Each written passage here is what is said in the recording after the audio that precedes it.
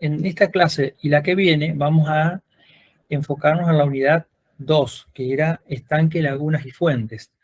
Vamos a empezar esta semana con una primera parte. En realidad lo hice de forma muy autoritaria. O sea, ¿por qué primera parte? Porque voy a arrancar por ahí, pero no habría un orden.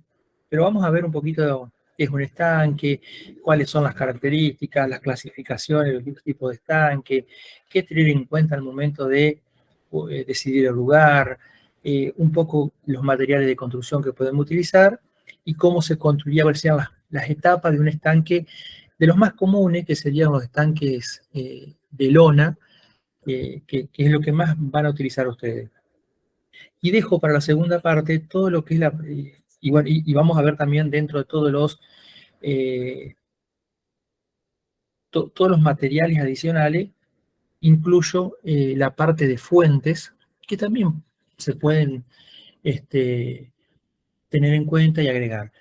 Y dejo para la segunda parte todo lo que es el material vivo y el agua, o sea, todo lo que son las plantas, entrar un poquito más sin mucho detalle, porque no es una cosa que vamos a manejar demasiado nosotros, pero tenemos que conocerla, que es toda la parte de fauna, y terminar con el tema del manejo del agua, la calidad del agua. Bien, empecemos entonces con estanque, lagunas y fuentes. Vuelvo a repetir un poco el concepto que di el otro día, que un estanque es una cavidad en el suelo donde se junta agua. Esto puede ser natural o artificial. Y normalmente un estanque se puede utilizar para proveer agua de riego, para criar peces, para nadar, o con fines ornamentales, o un mix de varias de estas cosas. También puedo decir que un estanque es un pequeño ecosistema con plantas, peces y otros animales. Ya vamos a ver que no siempre están estos tres elementos. Plantas y agua siempre, pero peces y otros animales no siempre. A lo que a nosotros nos interesa desde esta cátedra son los que se hacen con fines ornamentales, que después podamos utilizar a ese mismo estanque para nadar, para criar peces, para regar, es otro tema, pero nos vamos a enfocar en lo que es el estanque ornamental, el jardín acuático. Ahora bien, si un estanque está comunicado con un río o con el mar, estamos hablando de un estanque natural. ¿Y por qué hablamos y que generalmente incluso podría llegar a ser una laguna? Ya vamos a ver cuál es la diferencia entre laguna y estanque. Pero es un estanque natural. En cambio, si es un estanque que fue hecho por el hombre y que no está comunicado con un río, con un lago, estamos hablando de un estanque artificial. Esa es la primera gran clasificación que vamos a hacer y ya vamos a ver que hay dos formas distintas de manejar estas cosas. Ahora lo que les decía, ¿cuál es la diferencia? Porque estamos hablando de estanques y lagunas. ¿Cuál es la diferencia? Y fundamentalmente el tamaño. Cuando hablamos de estanques hablamos de un espejo de agua pequeño que puede llegar a tener 100, 200 metros cuadrados como máximo, eso es un estanque. Si ya es más grande pasa a ser una laguna. Las lagunas también pueden ser artificiales o naturales. Una laguna artificial totalmente, los que son de la zona o los que alguna vez pasaron, es el lago que se construyó en el Palacio San José. Fue un lago totalmente artificial, hecho a pala y pico, y que se transformó en una gran laguna. Es muy grande, se puede navegar, incluso nadar. Eso es una laguna. Entonces, cuando pensamos en algo de 100 a 200 metros cuadrados, 10 por 10, 10 por 20, 10 por 15, estamos hablando de estanques. La otra diferencia que hay entre un estanque y una laguna es que generalmente en un estanque, lo mismo que nos quiere decir la palabra, el agua está un poco más estancada, está un poco más quieta, no hay tanta recirculación como si la hay en una laguna, porque generalmente una laguna, por más que sea artificial, de alguna u otra forma recibe agua de escorrentía, recibe agua de alguna fuente natural, alguna vertiente, algún arroyito o alguna cañada, y por supuesto que eso también desborda y genera un efluente que genera toda una recirculación de agua. En el estanque esa recirculación es mucho menor y a veces prácticamente no existe.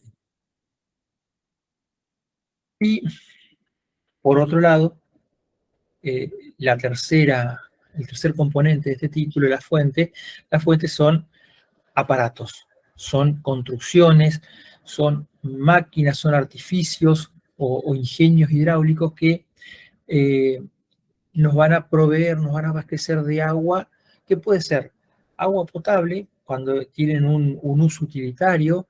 Hay muchas fuentes de agua que generan, aportan agua, no tanto en esta época, pero eh, en la antigüedad proveían agua potable para el pueblo, para la plaza, eran surtidores, la gente se abastecía de agua ahí. Hoy por hoy casi que esto se ha dejado de usar y las fuentes son eh, ornamentales o decorativas y el agua que se utiliza se hace recircular y generalmente no es agua potable. Puede tener muchos tamaños, muchas formas, ya vamos a ver toda una clasificación y en qué usar cada una. Y vamos a ver que existen fuentes de las más diversas, de los más diversos tipos y de los más diversos materiales. Em, las fuentes tienen caños, grifos, surtidores de agua y, como le decía, pueden estar en un espacio público o en un espacio privado. Las de los espacios públicos generalmente son más grandes y eran las que antiguamente se usaban para proveer agua potable. Hoy han quedado solamente como decoraciones y las fuentes privadas son fuentes mucho más chiquitas que son las que a nosotros más nos van a interesar porque son las que vamos a utilizar y las que podemos agregar en algunos tipos de estanques. Por supuesto que con ciertos recaudos, con ciertas precauciones que vamos a tener que ir teniendo y que lo vamos a ver después más adelante. ¿Qué característica tiene que tener un estanque para no transformarse en un charco o no transformarse en un pantano o un lodazal? Debe tener una salida de agua, porque más allá de algo que yo les decía la semana pasada era, debemos mantener el equilibrio, el agua en nuestro estanque debe estar lo, lo más equilibrada posible. Bueno, debe tener una salida de agua que tiene que estar prevista y tenemos que ver a dónde la derivamos.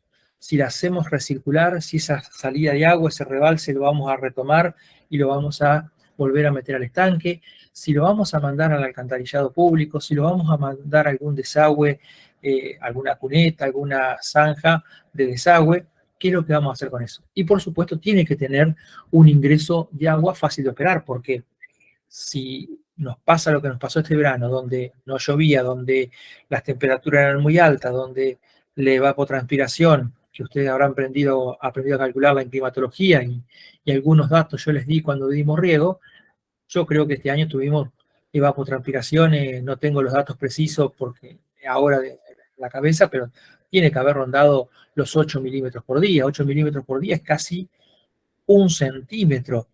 Y en un mes estábamos hablando, porque acá pasaron varios meses sin llover, y en un mes estamos hablando prácticamente de 20, 25 centímetros, una cuarta. Todo eso se perdía de agua. Y no importa, recuerden el concepto de lámina, de agua de lluvia o de agua evaporada.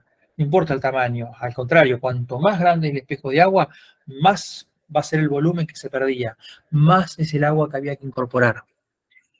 Eh, Otra cuestión clave a tener en cuenta es que si le hacemos un desagüe, esa salida de agua, ya sea salida de agua para recircular o salida de agua por rebalse, tiene que estar opuesta a los vientos predominantes. ¿Para qué? O sea, si yo sé que normalmente voy a tener vientos nortes, no puedo poner la salida de agua hacia el norte, ¿sí? ¿Por qué? Porque el viento me va a empujar la basura y no me la va a dejar salir. En cambio, si yo tengo justamente, ya vamos a ver que el tema de la acumulación de hojas y residuos es un problema, pero entonces si yo tengo vientos, predominantemente vientos norte, y pongo la salida de agua hacia el sur, el mismo viento me va a empujar toda la basura que pueda llegar a flotar, hojas, restos de vegetales, incluso plásticos y papel, lo va a empujar hacia la salida de agua. Te dirán, pero eso no va a taponar. Bueno, pero es más fácil ir haciendo alguna especie de trampa que ya podemos ver cómo lo vamos a idear, o recolectar la basura en ese lugar y hacer que el agua fluya, a tenerla toda desparramada por el estanque. Y por supuesto que el ingreso de agua, si lo que queremos es que recircule, el ingreso de agua tiene que estar opuesto. Eso es básico.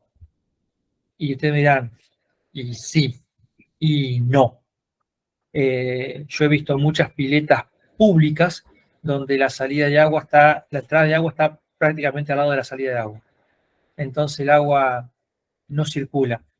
Y si bien no es un estanque, es una pileta, que algunos conceptos de pileta vamos a retomar en la unidad 3, cuando veamos piletas ecológicas, y van a ver que es fundamental que haya una circulación, que el agua que sale esté opuesta al agua que entra, para que se dé esa recirculación. Esa recirculación no solamente me va a arrastrar basura y residuos, sino que va a permitir que recircule el oxígeno, los nutrientes, e incluso si usamos sanitizantes, todos los sanitizantes que pueden llegar a usarse, como cloro, clarificantes, albicidas, bactericidas, todo lo que necesitemos usar, o no.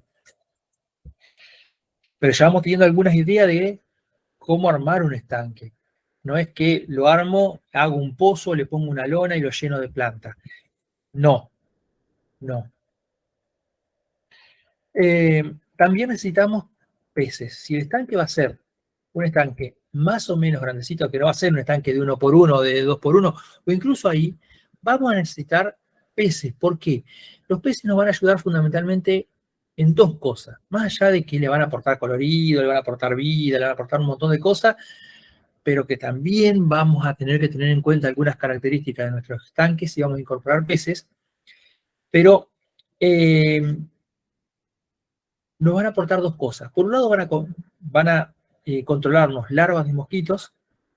Pensemos que si nuestro estanque no es muy grande, la circulación va a ser muy pequeña, y por más que sea grande una laguna, que tenga entrada y salida importante, siempre el agua en los estanques y lagunas tiende a estar más o menos quieta. Y es el lugar ideal para que los mosquitos pongan sus huevos y crezcan las larvas. Entonces, tener peces que se coman eso, como la gambusia, como las madrecitas, algunos hablan de que las mojarras, algunos bagres comen larvas de mosquito. Bueno, incorporar estos pececitos para que nos ayuden con el control. Y por otro lado, algunos peces que coman algas. Tenemos algunas limpiafondos, algunos peces herbívoros que pueden llegar a aportarnos ese beneficio. Algunos hablan de, pero esto es porque lo van a ver y está muy de moda y todo el mundo hablan de el salmón ruso, lo que le dicen, o algo así. Bueno, es un salmón que se está utilizando mucho justamente porque come muchas algas. Es omnívoro, come algas y come pececito. Pero el problema es que este bicharraco llega a tener 1 metro. Y si nuestro estanque tiene 1 metro por 1 metro, no vamos a poder tenerlo. Entonces, las gambusias son pececitos que no alcanzan los 10 centímetros. 6, 7 centímetros, son como una mojarrita, y son medios parientes. Los koi, las carpas koi, son esas carpas, esos bicharracos, esos peces de colores, naranjas, rojos, blancos, que suelen estar muy asociados a los jardines japoneses, y que si bien pueden crecer bastante, pueden llegar a tener más o menos 30, 40 centímetros, crecen bastante lento, y si el espacio no es grande, también crecen más lentos aún y se mantienen bastante chiquitos. Y estas carpas no solamente van a comer algas, sino también que van a hacer algún control de algunas larvas de insectos. Y bueno, si el estanque no tiene peces que coman algas, va a haber que hacer un trabajo manual de extracción de algas. Ya van a ver, yo le voy a poner, no puse acá para no hacerlo tan extenso, pero hay alguna foto en el apunte no está armado todavía, no está terminado, donde se ve que puede haber una gran proliferación de algas. Y el problema de las algas en un estanque es que me consumen el oxígeno. Y si me consume el oxígeno, el estanque se empieza a morir. ¿Sí? Se llena de alga. Es uno de los problemas que ustedes suelen escuchar por ahí, que cuando aparecen muchas algas en el lago de Salto Grande o en algunas lagunas, que se habla de eutrofización. Eutrofización es justamente eso, que aumenta la cantidad de alga, por lo tanto baja el oxígeno. Si baja el oxígeno, se me empiezan a morir las plantas sumergidas, se me empiezan a morir los peces, los insectos, todos los animalitos que necesitan aire en el agua para vivir, oxígeno, se empiezan a morir. Y se me empieza a morir el ambiente. Y es un círculo vicioso, porque estas algas también van muriendo, y al morir se van liberando nutrientes, y eso hace que crezcan más algas todavía. Entonces es un círculo vicioso que se puede llegar a tornar bastante difícil de controlar.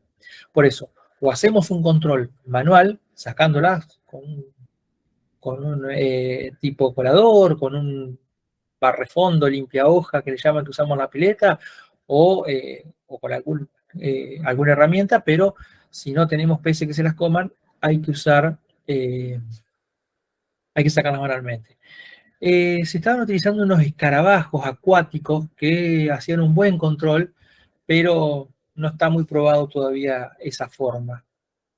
Por acá tienen algunos peces, ven, acá tienen, estas son las que yo les decía, las gambusias, ven que son casi como una mojarrita, son muy parecidos, no son nativos, pero las mojarras sí son nativas, se pueden usar madrecitas, se pueden usar, estos son los koi, que nosotros estamos acostumbrados a ver generalmente blancos y rojos, naranjas, rojos, pero también pueden tener estos colores grisáceos, marrones, y crecen bastante lento y se adaptan muy bien, son peces muy tranquilos, muy decorativos también, que hacen un doble control. Comen algas, comen larvas de insectos. Si no tenemos eso, vamos a tener que generar una circulación importante. Si nuestro tanque no queremos tener peces, por el motivo que sea, tal vez nos convenga transformar ese estanque, no en un estanque, no en una lagunita, sino en alguna especie de arroyuelo o cascada que genere un gran movimiento de agua. Recuerden que los mosquitos ponen sus huevos en aguas estancadas, en aguas calmas, o a lo sumo que tengan una pequeña circulación, pero en aguas muy calmas. Los que ponen, yo les decía, huevos en cursos rápidos, en arroyitos, que se muevan, que tengan mucha velocidad en el agua, son los jejenes. Pero normalmente no son un gran problema, salvo casos muy puntuales, como pasó hace este verano, no, el anterior. Bien, ¿qué otras características? La turbidez y el color verde que puede aparecer se puede tratar. Eso es debido a algas. Si, por eso tenemos dos tipos de algas. Esas algas microscópicas que nos cambian de color y las algas filamentosas que son las que nos van a tapar todo. Las filamentosas, dijimos, las podemos sacar manualmente. Y las algas microscópicas, ¿sí?, las podemos sacar con productos específicos. Lo mismo que se usa en pileta. O sea, ¿podemos tratar nuestro estanque? Sí, podemos tratar nuestro estanque con algicidas, con bactericidas, para lograr que el agua esté más o menos limpia. La oxigenación podemos, si vemos que el agua está muy quieta, que no hay buena circulación, podemos, igual que una pecera, colocar un oxigenador, un aireador que le llamamos normalmente, que puede ser de acuario, digamos, no es necesario que sea nada muy grande, con que haga un poco de burbujeo, pero lo que tenemos que lograr es que ese oxígeno sea aportado por el movimiento que tenga el agua y por las plantas que le vamos a colocar. Tratar de colocar algunas plantas sumergidas o semisumergidas o palustres que aporten oxígeno al agua. Y si vamos a usar oxigenador, debe estar encendido permanentemente, sobre todo en los meses de calor. Durante los meses fríos no es tan problemático la falta de oxígeno, pero en verano sí es muy importante que ese aireador esté prendido permanentemente. Eh, ¿Ven lo que yo les decía? Con superficie, ya pasando los 100, acá dice 100 a 400, pero eh, yo diría que de 200 metros cuadrados para arriba, ya los estanques son pequeña laguna y yo ya no me preocuparía tanto por que los peces puedan sobrevivir o no, porque ya entra todo, se empieza a manejar como un ecosistema propio. Ya el equilibrio no es tan fácil de romper, ya nuestra intervención no es tan problemática. Piensen que hablar de 400 metros cuadrados, estamos hablando de un estanque que tiene media cuadra por 10 de ancho, o sea, el frente de un terreno por media cuadra, o sea, es una laguna importante, nos está ocupando casi un octavo de manzana. Entonces, es un estanque importante, ya ahí entra el equilibrio. No son los estanques que generalmente vamos a manejar. Puede ser, podemos llegar a manejar algunos de esos estanques, pero no es lo que normalmente vamos a manejar. Y acá vienen algunas cuestiones interesantes. La profundidad óptima que tiene que tener un estanque más o menos no muy, muy pequeñito, sino donde querramos tener plantas variadas y querramos tener algunas ranas y algunos peces, es de 1 metro y medio de profundidad. Esto nos va a dar, primero, espacio, volumen de agua, pero por otro lado, inercia térmica. La misma inercia térmica que tenía, ¿se acuerdan cuando hablábamos de cultivos cubiertas de los invernaderos del aire? Bueno, esa misma inercia térmica va a tener el agua. El agua incluso resiste más los cambios de temperatura. Por eso acá no estamos hablando de 3 metros de cúbicos, sino que estamos hablando de 1 metro y medio, 1 metro, 1 metro y medio por metro cuadrado. O sea, una profundidad de 1 metro y medio me va a generar que el agua en invierno no se me enfríe tan rápido y en verano no se me caliente tan rápido. ¿Por qué? Porque eso puede llegar a ser problemático. Si yo no tengo una buena circulación de agua, si no tengo es muy playito mi estanque, puede llegar a congelarse entero. Ustedes mirán, tanto. Y yo he visto en inviernos muy crudos escarchas que tienen hasta 2, 3 centímetros de grosor. Si a mí se me congela esos 2, 3 centímetros todo, y puede resultar problemático para las plantas y para los animales que están ahí adentro. Entonces, si yo quiero un estanque donde voy a poner peces, donde voy a poner, quiero tener algunos caracoles, quiero tener ranas y voy a tener que pensar en un estanque que tenga por lo menos 1 metro y medio de profundidad. 1 metro de profundidad es más o menos una persona que mira 1,70 a la altura de la cintura. ¿Sí? Una persona de 1,70 es a la altura del ombligo, la cintura más o menos. Así que piensen en la profundidad que tiene que tener nuestro estanque. Si no, voy a terminar en un estanque donde voy a tener solamente plantas y donde, por supuesto, ahí puedo hacer un estanque de medio metro, 40 centímetros, 50 centímetros, que el uso y el manejo va a ser distinto. Bien, vamos a la clasificación para que podamos ir pensando en cuando tengamos que hacer un estanque. ¿Cómo clasificamos los estanques? La primera clasificación es según su estilo. Si va a ser un estanque informal, donde ahí nuestra capacidad técnica tiene que estar en dónde lo ubico, porque no voy a hacer mucha intervención, no voy a ordenar demasiado, sino que acá vale todo, ¿sí? Donde que tome más o menos lo ubico y que después tome la forma que quiera. Fíjense, ¿ven? No hay un orden.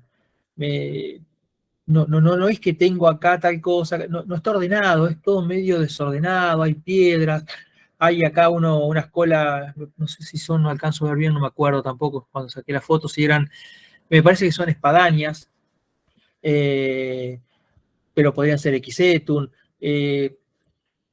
no importa, mezclo un poco todo. Esto generalmente va a ir ubicado en jardines amplios, jardines rústicos, donde tenga árboles nativos, tenga mucho espacio, donde no tenga muy definido la zona, ni los caminos, ni las veredas, sino que algo más o menos rústico. A diferencia de un jardín natural, donde si bien son similares, en un jardín natural tratamos de que prevalezcan las plantas autóctonas. Esa es otra diferencia con el jardín natural, con el estanque natural. En un estanque informal estamos recreando la naturaleza. Es un pedazo de naturaleza metido ahí. Entonces tratamos de armarlo y fomentar de que se desarrollen las especies nativas. En cambio, o sea, nunca vamos a poner un estanque informal, nunca vamos a poner un nenúfar, ¿sí? O un loto, pero que sí puede ir en un estanque natural, donde tiene más o menos las mismas características, pero acá ya hay un diseño, ¿sí? Ya lo ubico de una forma, le doy forma, juego un poco con los materiales, con las rocas, con el movimiento del agua, involucro e incluyo plantas que no son autóctonas, buscando darle colorido, buscando darle ese foco de atracción, esa nota que quiero ponerle. Pero tampoco intervengo demasiado, lo dejo un poco librado a que se desarrolle solo. Estos dos contrastan totalmente con los estanques formales. Esto es un estanque formal, donde acá el diseño es fundamental.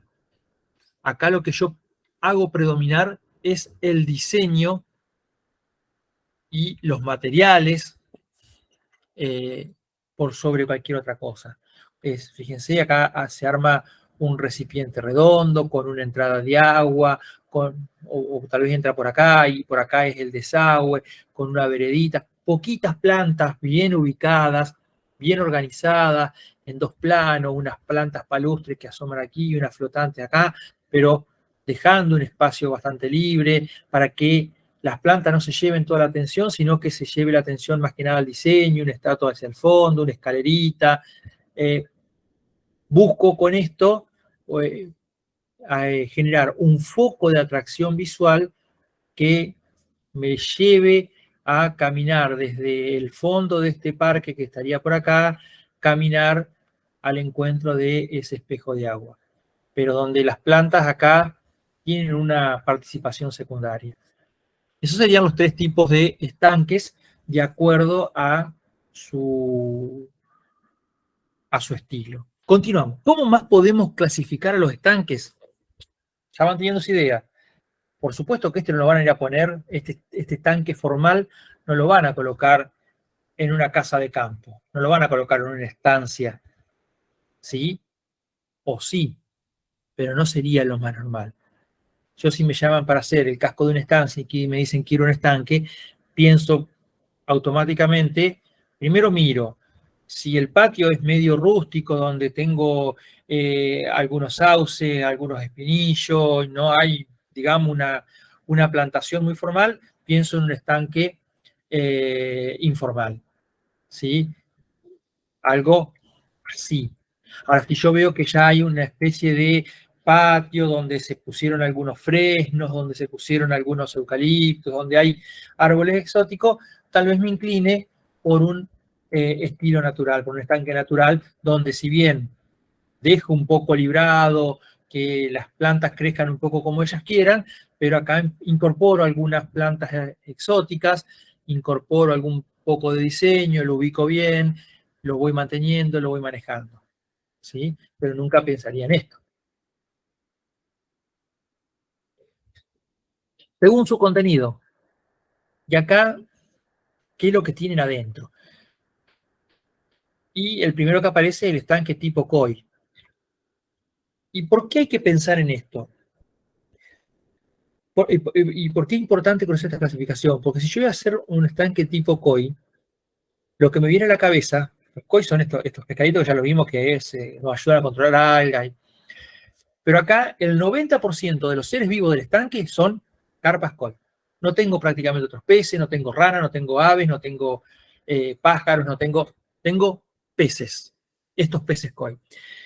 Y esto enseguida me lleva a un jardín japonés, donde voy a tener que jugar con la forma, agregar algunas esculturas de tipo japonés, puentecitos, plantas, ciertas plantas. No voy a poder poner en el medio de este estanque, sí, pero habría que ver cómo ubicarla. A mí, si tengo que colocar una fuente, lo primero que pienso es en alguna fuente de tipo de bambú, oscilante, que aparte de esa caída de agua me genere el golpeteo de el péndulo de bambú contra la caña.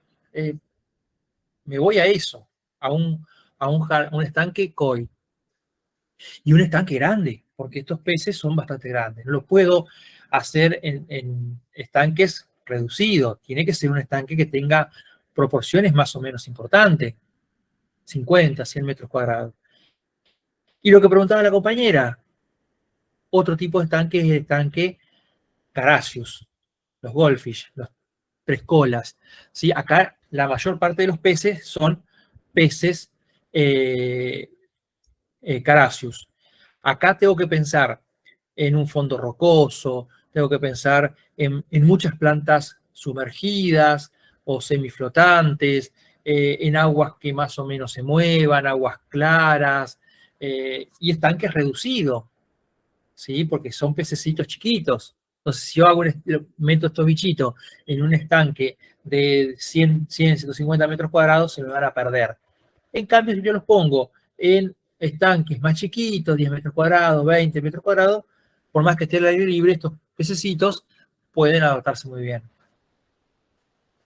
Otro caso son los estanques mixtos. Y acá tenemos una variedad de peces. Puedo poner koi junto con carassius, puedo poner limpiafondos, puedo poner madrecitas. Acá no me importa el tipo de pez, sino que los peces estén ahí. En estos tres tipos de estanques lo que vemos es que acá ponemos el énfasis en la fauna, en los peces. Y las plantas van a venir a generarme el ambiente para que los peces prosperen. Pero también tenemos estanques solos de vegetales. Acá no hay peces, o casi no hay peces. Puedo poner un koi, puedo poner un par de carassius, como para que me ayuden con algún control, o que le den un poco más de movimiento, pero acá yo hago énfasis en las plantas. Acá yo armo mi estanque con plantas. Y los pececitos o la fauna que se puede incorporar va a tener que ver más que nada con algunos insectos, algunas ranas, algunos caracoles que puedan llegar a acercarse, siempre y cuando no me estén generando algún daño, porque por ahí, si yo dejo que avancen mucho los caracoles, son muy lindos, se los ve fantástico, los huevitos rosados, pero me empiezan a comer las plantas y puedo tener un problema. O puedo armar también un estanque autóctono. ¿Qué es un estanque autóctono? Es un estanque donde todo está relacionado con un biótopo o con un ecosistema. Puedo hacer, por ejemplo, un estanque con todos peces y plantas del río Paraná, con todos peces y plantas del mar, con todos peces y plantas del río Uruguay, de arroyos, de laguna, donde todo lo que yo incorporo tiene que estar relacionado. No puedo poner carassius con camalotes. No puedo poner lotos con pacúes, por decirle. Tiene que estar todo relacionado. Y acá esto lleva un conocimiento mucho más profundo, porque no solamente tiene que estar todo relacionado a lo que es los peces y las plantas, o sea, la flora y la fauna, sino también el diseño, el movimiento del agua, todo. Si yo quiero generar un biótopo, un estanque de arroyo de montaña, y tengo que lograr ese efecto de cascada, de ruido, de movimiento vertiginoso, probablemente ahí los peces sean muy poquitos o prácticamente no haya, porque justamente hay muy pocos peces que se adapten a ese movimiento, o sí, pero tengo que pensarlo muy bien y generarlo muy bien. Vayan pensando que cada uno de estos tiene que encajar en un jardín que tiene que seguir también ese estilo, que tiene que seguir ese estilo. Otra forma de clasificarlo es por el tipo de construcción. Y acá es donde por ahí no más podemos trabajar y vamos a tener 4 o 5 tipos distintos. Uno son los estanques apisonados. Los estanques apisonados son los que más se parecen a los que son mejor dicho, no los que más se parecen, sino que justamente se usan mucho para estanques informales. Acá no se hace ningún tipo de impermeabilización del suelo. Se hace un pozo, se apisona bien y se deja. Se puede usar algunas piedras como para generar algún lugar, alguna zona, y césped hasta el borde para consolidar esos bordes. Pero después, acá abajo hay barro, nada más. No, o al sumo se le puede agregar un poco de arena como para que arraigar algunas plantas, pero no mucho más. Son los que más se parecen a lagunas, a lagos, a mini laguitos. Y son difíciles de manejar, dependemos mucho del aporte de agua. Piensen que aquí el agua no solamente se va a ir por evaporación, sino que se va a ir por abajo. Generalmente se usan en terrenos bajos, en zonas donde yo me voy a asegurar de que haya buena precipitación y que me lo mantenga más o menos constante a un nivel, o que sea relativamente fácil hacer un aporte de agua. Queda lindo, pero son difíciles de manejar. Y después tenemos toda una serie de estanques que van a tener ya el fondo consolidado.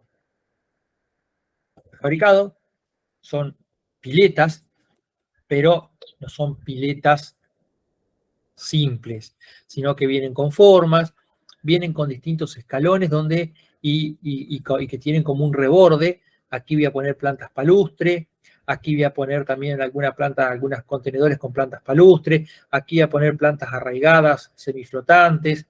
En toda esta zona va a haber plantas flotantes, ¿sí? Son de plástico y son prácticamente piletas y se manejan como si fuese una pileta con plantas. Así que acá tengo que hacer el pozo, calzar el estanque, luego rellenar con arena todos estos bordes y después generar todo alrededor lo que quiero, porque no solamente que acá tengo que poner piedras para consolidar, acá puedo hacer toda una serie de contenedores o inclusive poner plantas directamente sobre el suelo, plantas de borde, que no estén, que no sean ni plantas palustres ni plantas acuáticas. Acá voy a poner las palustres, que acá en esta zona, donde anda el cursor, en esta zona puedo llegar a poner algunas calas, algunas achiras enanas, lirios, jacintos. Aquí ya puedo poner algunas tipas, sí, la espadaña, sagitarias, ¿sí? Pero y acá puedo poner algunos arbustos, algunas cañas que me le den algún tipo de movimiento por fuera del agua. Este es el más común, el que ustedes seguramente van a ver en casi todos lados, el más fácil de construir y el más práctico. Se hace el pozo y se lo tapa con una lona.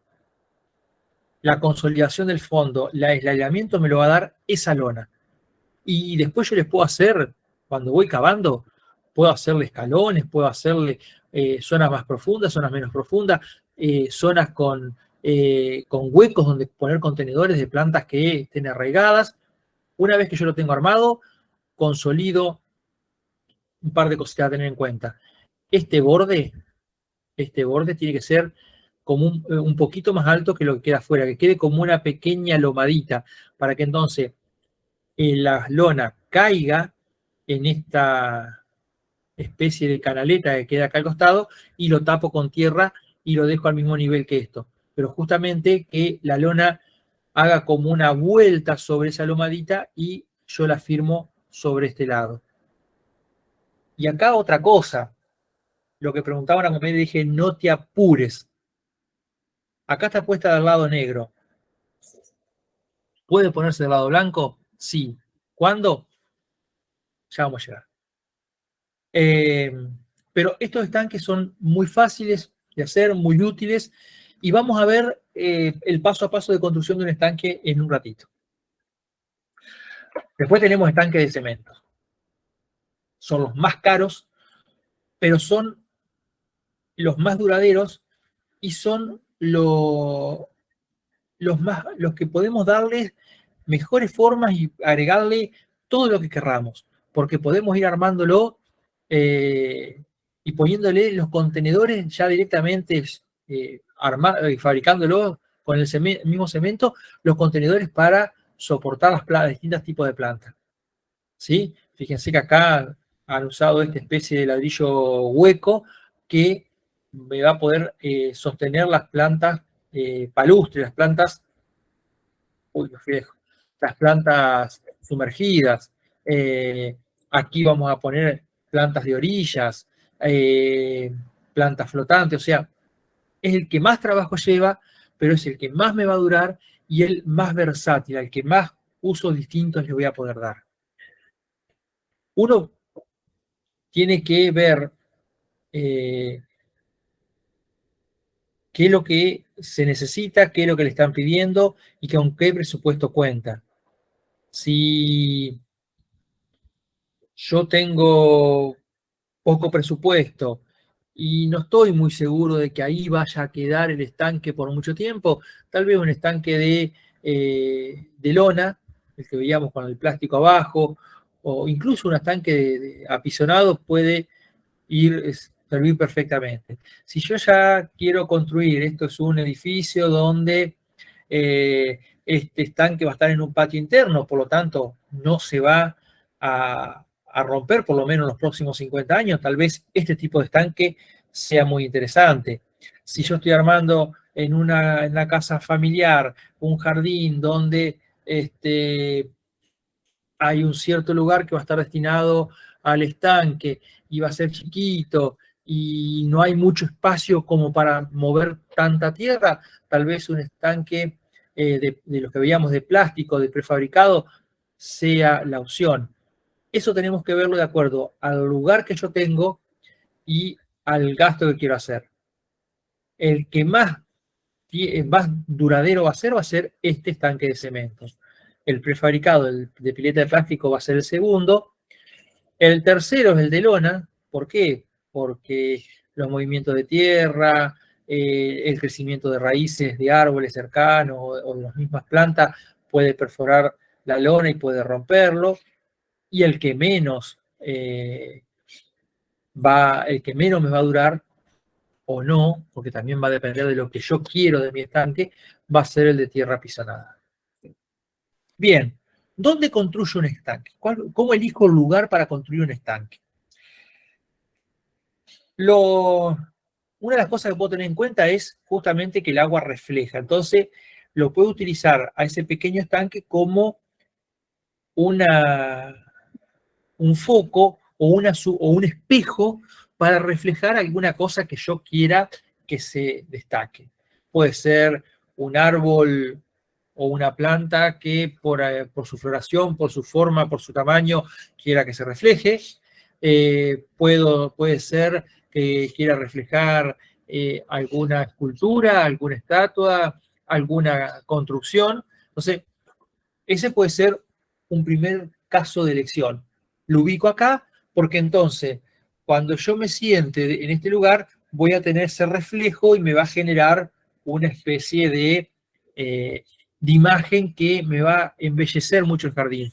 Es el caso, por ejemplo, no sé si han visto fotos del Taj Mahal. El Taj Mahal, esa construcción, ese mausoleo espectacular que está en la India, donde en cierto momento del día él tiene como un pequeño estanque delante y en cierto momento del día el sol hace que se refleje y parece como que queda como flotando esa construcción. En cierto momento queda como flotando y en cierto momento se la ve doble. Hay un juego de sombras y de luces ahí muy interesante. Esa puede ser un caso. Hay que tener en cuenta que lo que yo le decía hoy, la inercia térmica, estanques poco profundos tienen menos inercia térmica. Inercia térmica. Y otra cosa, y ahí viene la respuesta a la pregunta que me hicieron la semana pasada y que ya la vengo. Listo, llegó el momento de revelarla. Los materiales oscuros en el fondo permiten mayores temperaturas en el agua del estanque. Entonces, yo puedo lograr que mi agua se mantenga más caliente si pongo la leona del lado negro. Ahora que sea más fresca si pongo la leona del lado blanco. Otra vez, pros y contras. Si yo estoy en una zona donde voy a tener predominancia de temperaturas elevadas, norte de Santa Fe, Chaco, Santiago del Estero, Formosa, y probablemente me convenga poner la superficie blanca hacia arriba, porque justamente mi problema no van a ser las bajas temperaturas, sino las altas temperaturas. Si estoy más al sur de la provincia de Buenos Aires, La Pampa, y tal vez me convenga dar vuelta a la lona para que justamente me acumule más temperatura y pueda tener más calor el agua más caliente, no que hierva. Pero imagínense que yo pongo del lado oscuro un estanque que tiene medio metro de agua en Santiago del Estero. Y en algún momento ese agua puede llegar a superar los 50, 60 grados. Y se me van a morir casi todo lo que tengo ahí adentro, incluso por supuesto que también las plantas. O que yo me vaya al sur, otra vez, lo mismo pero de vuelta a la lona. 40 centímetros de agua con la lona del lado blanco para arriba. Y ese agua va a ser helada todo el año. Va a ser prácticamente agua de hielo todo el año. Entonces, para algunas cosas me puede servir. Tal vez yo quiero recrear un lago del sur, un lago helado desde hielo, y con las plantas y los peces que viven ahí, fantástico. O tal vez yo quiero en el norte recrear hacer un estanque de peces tropicales al aire libre. En vez de una pecera, tenerlos ahí a los peces y necesito buena temperatura del agua. Bueno, perfecto. Puedo jugar con la lona. Acá en esta zona yo lo que haría sería un estanque de 1 metro, 1,20 metros de profundidad con el lado oscuro para arriba. Entonces de esa forma tengo inercia térmica y me aseguro que los fríos del invierno, en el peor momento del invierno, no sea tan bajo. Y manejo un poco el sombreado con algunas plantas sin llegar a tener árboles, porque los árboles pueden ser un problema, sin estar a la sombra del árbol, pero con algunas plantas que me den un poco de sombras hacia la tarde, que es el momento por ahí de mayor calor, me sombrero un poco el agua y con eso y la profundidad logro que en verano no me suba tanto, pero en invierno se me mantiene un poquito más calentita. Lo ideal es buscar una ubicación que esté abierta, que esté soleada, lejos de árboles que lo hagan sombra, lo que yo le decía, porque eso me va a generar dos problemas. Por un lado, el sombreado, que me va a hacer más frío en invierno, pero las raíces de los árboles pueden llegar a perforarme el fondo del estanque, más si es de lona, y más si lo que tengo cerca son árboles que le gusta un poco la humedad, como puede llegar a ser algún ficus, algún sauce, un gomero, me lo van a terminar perforando. Entonces, si yo tengo buena insolación, buena luminosidad, no tengo sombra de árboles, voy a poder tener mis plantas que yo ponga ahí van a poder expresar todo su esplendor. Entonces, ese es otro tema. Si lo puedo alejar de los árboles, mejor. Pero hay otro tema. Los árboles me van a generar, si son de hoja caduca, porque puedo decir, bueno, no, pero mira, tengo un árbol de hoja caduca. En verano me hace sombra, pero en invierno pierde la hoja. Sí, toda esa hoja va al estanque. Hay que sacarla porque si se pudre, empezamos con el proceso de eutrofización, otra vez. Y ni hablar si son pinos los que tengo cerca, porque todos dicen, el pino no es de hoja caduca. No, no, el pino se le cae la hoja. Lo que pasa es que siempre tiene hojas verdes, nunca queda pelado, pero se le cae hoja. Si no, ¿de dónde sale la pinocha que juntamos en los bosques de pino? Y esa pinocha me acidifica, es ácida, entonces me va a terminar acidificando en gran medida todo el agua de mi estanque. Otro problema que me puede ocasionar estar cerca de los árboles. Eh, pero otra vez hay que ver qué es lo que quiero lograr. Por ahí que los árboles me bajen la temperatura, puede ser lo que estoy buscando. Hay que tener mucho cuidado si lo armo en un lugar muy bajo, que reciba agua de escorrentías. Lo que yo les decía hoy, aprovechar justamente un bajo donde se acumula normalmente agua para acentuar esa hondonada y ahí armar el estanque. Pero no nos olvidemos que puedo estar trayendo residuos de plaguicidas, residuos de basura, residuos de fertilizante que me pueden llegar a complicar lo que es mi estanque. Y otra cosa, si tengo una napa freática muy alta, ¿se acuerdan de la napa freática que hablábamos en riego, que podía ser un problema y limitar la profundidad de las raíces? Bueno, acá lo mismo. Si tengo una napa muy cerca y que encima crece con el agua de lluvia, me puede llegar a reventar o rasgar el fondo del estanque cuando empieza a subir.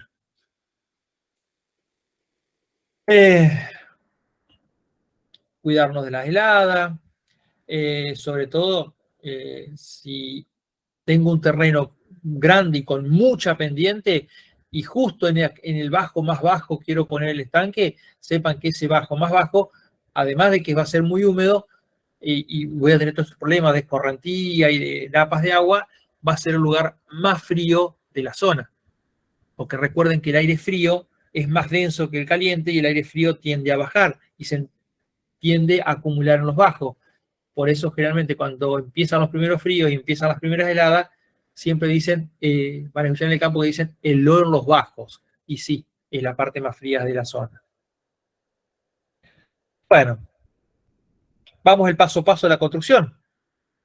¿Cómo construye un estanque de lona? Lo primero que tengo que hacer es buscar la zona y que, otra vez, con mucha insolación, 4 o 6 horas de luz por día, donde voy a poner lejos de los árboles, con mucho aire ventilado, y dónde voy a poner mi estanque. Una vez que yo logro eso, lo marco. A ver, otra cosa, la mejor fecha para hacer un estanque de lona es el verano. Por el mismo motivo de cultivo bajo cubierta. Porque en ese momento el plástico yo lo puedo estirar. Si yo lo hago en invierno, después cuando venga un poquito el calor, el plástico se me va a estirar y me va a quedar lleno de arrugas y de pliegue. En cambio, si yo lo hago en verano, lo puedo estirar bien al plástico y me va a quedar bien lisito. Cuando venga el invierno se va a tensar un poquito, no se va a rasgar, pero se va a tensar y va a quedar más liso todavía. Entonces, el tiempo en verano es el mejor momento. Tengo que alisar bien el fondo, no tiene que haber piedra, no tiene que haber raíces ni restos de raíces de árboles que me puedan romper la lona. Y una vez que yo hago el pozo, conviene que haga un fondito con un poco de arena. Incluso podemos llegar a poner alguna lona, algún pedazo de tela viejo, si el estanque no es muy grande, como para lograr un mejor acolchonado del fondo. ¿Ven? Elegimos el lugar, marcamos con arena las zonas, incluso podemos ir marcando con arena las zonas que van a ir más profundas, las zonas que van a ir menos profundas, no solamente la forma, y se empieza a cavar, y se hace el hueco, y se le da la forma al estanque.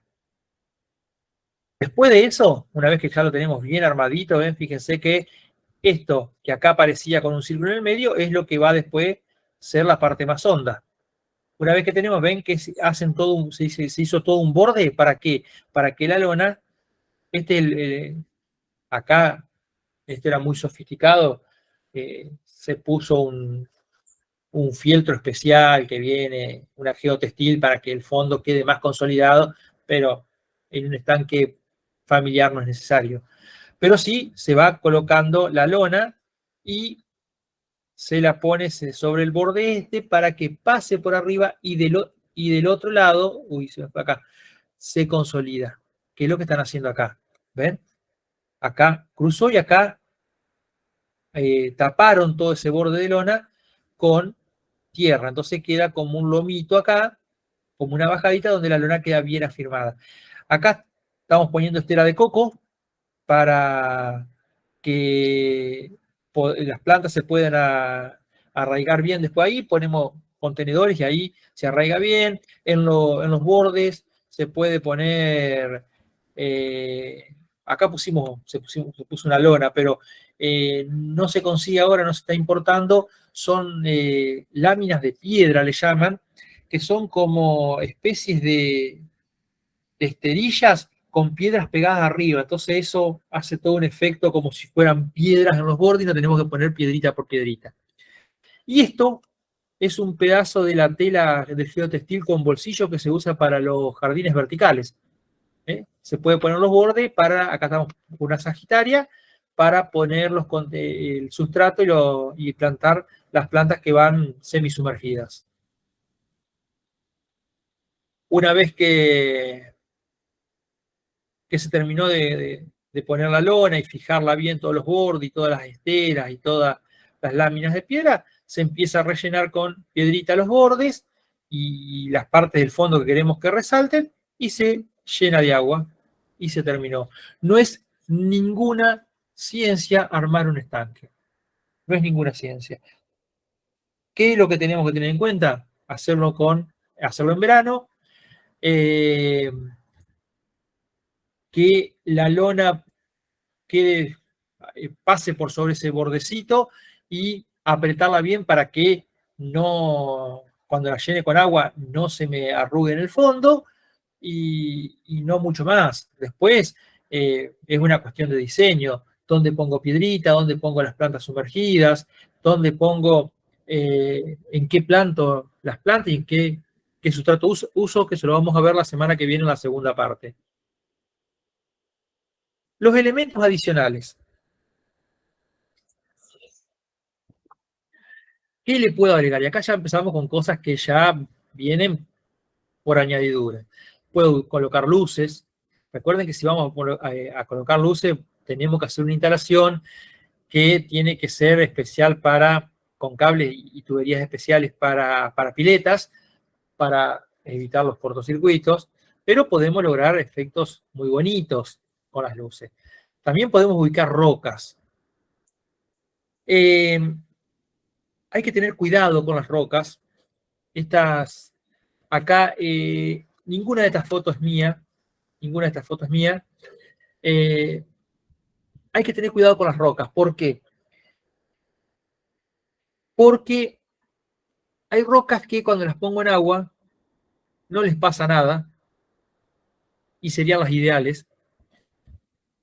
Pero hay rocas que cuando las pongo en agua empiezan a acidificar el agua. O sea, esa roca empieza a reaccionar con el agua y forma ácidos que me hacen que el pH del agua baje. Y otras que hacen lo contrario, empiezan a liberar hidróxido y hace que el pH suba. Conocer estas rocas puede ser bueno para equilibrar el pH. Si tengo un agua muy alcalina, pH 8, puedo poner algunas rocas ácidas que me hagan una especie de equilibrio. Pero si yo tengo un agua con un pH 5 y le pongo rocas ácidas, puedo llegar a bajar hasta un punto el pH. Y eso es muchísimo. O 6, puedo bajarlo a 5. Y eso es muchísimo. Ustedes ya vieron todos los problemas que aparecen cuando el pH sube, baja con la disponibilidad de nutrientes y una cantidad de cuestiones de absorción de nutrientes por las plantas. Entonces, hay que tener cuidado. Si yo tengo aguas ácidas, tal vez poner piedras neutras o piedras alcalinas sería una solución. Y por ahí no nos damos cuenta, pero cuando uno va a colocar rocas, tiene que estar muy seguro de lo que va a hacer. Por eso por ahí las rocas naturales es lo ideal. Ahora si tengo que usar mucha cantidad y tengo que comprarla, hay que asegurarnos bien qué es lo que estamos utilizando. Las esculturas, aquí esto podría llegar a estar bien ubicado en lo que sería un jardín de tipo japonés, un jardín koi.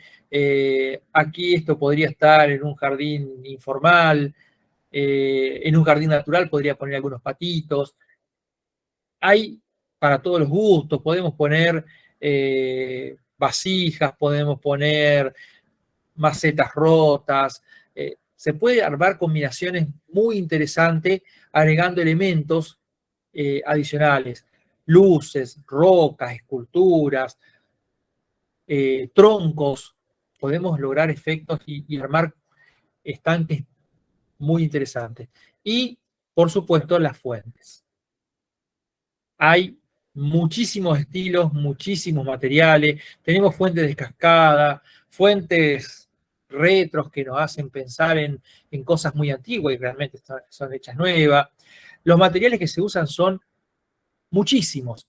Y acá otra vez tenemos que pensar qué fuente, porque por ahí por poner algo distinto, terminamos arruinando todo eso que estábamos armando. Si tengo un jardín natural, pensaría en alguna fuente de piedra reconstruida o de piedra natural, pero nunca de hierro. Si tengo un estanque koi, no voy a poner nada que sea de acero galvanizado o de zinc, tal vez use algo de madera o de bambú. Acá podemos encontrar muchísimas, muchísimas cosas distintas. ¿Sí? Y tenemos que ver, generalmente lo que vamos a usar son fuentes ornamentales, pero si son fuentes funcionales que nos van a servir para proveernos de agua potable, eso también tenemos que tenerlo en cuenta.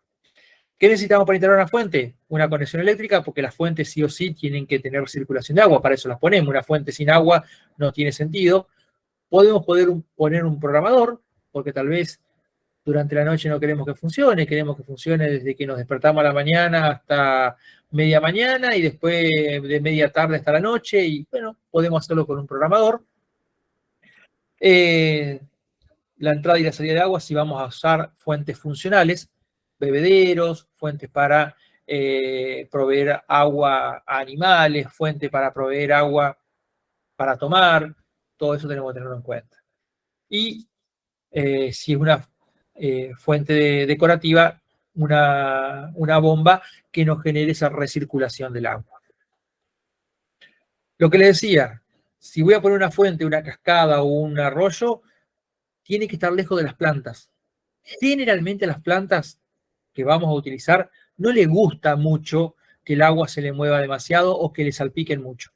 Entonces, vamos a tener que alejar las plantas de todo esto que es movimiento de agua. Y podemos encontrar cosas como esto que es de una fuente tipo cerámico, esto es lo que yo le decía, las fuentes de bambú, acá esto esta caña es móvil, entonces esta cae continuamente, pero esta tiene un sistema que va acumulando agua, esto sube, va acumulando agua y cuando se llena, por peso cae, vuelca el agua y golpea sobre esto, entonces se siente ese ruido del bambú también, ese bamboleo. Tenemos fuentes de estilo retro, lo que hablábamos, fuentes muy modernas, estas otras fuentes muy elegantes. Fíjense que este es un jardín formal, no podría poner esto o esto en un jardín formal, tendría que poner algo de este estilo. Fíjense que acá el agua es este pedacito, ni siquiera plantas tenemos, es un estanque muy pequeñito sin plantas. Acá ya hay algunas plantas, pero es también un estanque formal donde el mayor atractivo es la fuente esta que es muy linda, muy vistosa y que genera como un abanico, como un paragüitas de aguas arriba. Podemos tener fuentes funcionales. Lo que les decía, una fuente funcional no significa que tenga agua para nosotros, sino que aquí una fuente donde apenas gotee el agua, apenas corra y las aves puedan acercarse a beber. Eso es muy interesante y nos va, cuando los pajaritos se acostumbran que ahí van a tener agua y si incluso podemos darle algo de comida, vamos a tener visitas de pájaros muy interesantes que aportan algo más. Bueno, fuentes de pared, fuentes de cascadas, ¿sí? Esto es un jardín interno. Fíjense que se genera este chorro de agua. Aquí abajo hay una bomba que está continuamente recirculando. Este agua no es potable, igual que esto. Igual que esto, acá en un estanque mucho más grande. Fíjense que no usan prácticamente plantas acuáticas. Acá, estos son los bambúes, tampoco hay plantas acuáticas. Acá son todas estrellas federales, ¿sí? Y la fuente es decorativa, aporta movimiento, o sea que los arreglos, las estructuras que podemos armar, los jardines acuáticos que podemos armar son múltiples, no hay ningún tipo de restricción.